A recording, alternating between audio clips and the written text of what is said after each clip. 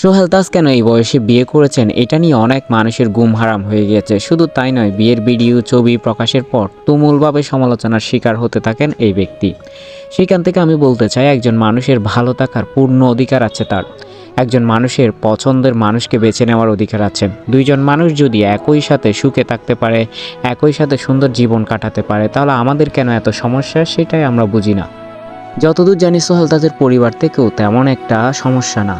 সমস্যা হয়ে গিয়েছে আমাদের, যাদের খেয়ে দেয়ে আর কাজ নাই, ফরের সমালোচনা করা এবং অন্যকে নিয়ে বিজি থাকা।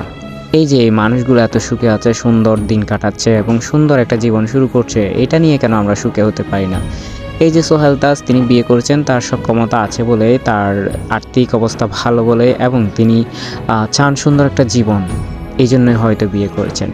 তার পরিবার থেকে যেখানে কোনো প্রশ্ন উঠছে না, কেন আমরা প্রশ্ন তুলব? মানুষকে সুখে থাকতে দিই না একটু? কেন মানুষকে নিয়ে এত বেশি সমালোচনা আমরা করতে থাকি সব সময়? নিজেকে নিজে একবার প্রশ্ন করুন, আপনারও কাউকে না কাউকে ভালো লাগতে পারে, কাউকে না কাউকে আপনি ভালোবাসতে পারেন, কাউকে না কাউকে নিয়ে সুন্দর জীবন কাটাতে পারেন। এখন আপনাকে যদি নিয়ে এইভাবে সমালোচনা হয়, নিজের জায়গা কোথায় গিয়ে দাঁড়াবে? তখন আপনার কি মনে হবে? তাই মানুষের সুখে টাকা, মানুষ যে সুখে আছে সেটাকে বড় করে দেখা উচিত, এবং মানুষের সুখে থাকার কারণকে নিয়ে সমালোচনা করা কিংবা তাদেরকে নিয়ে কুৎসিত মন্তব্য করা থেকে আমাদের অনেকটা বিরত থাকা উচিত। সবাই ভালো থাকবেন। এই দম্পতির জন্য রইল অনেক অনেক শুভকামনা।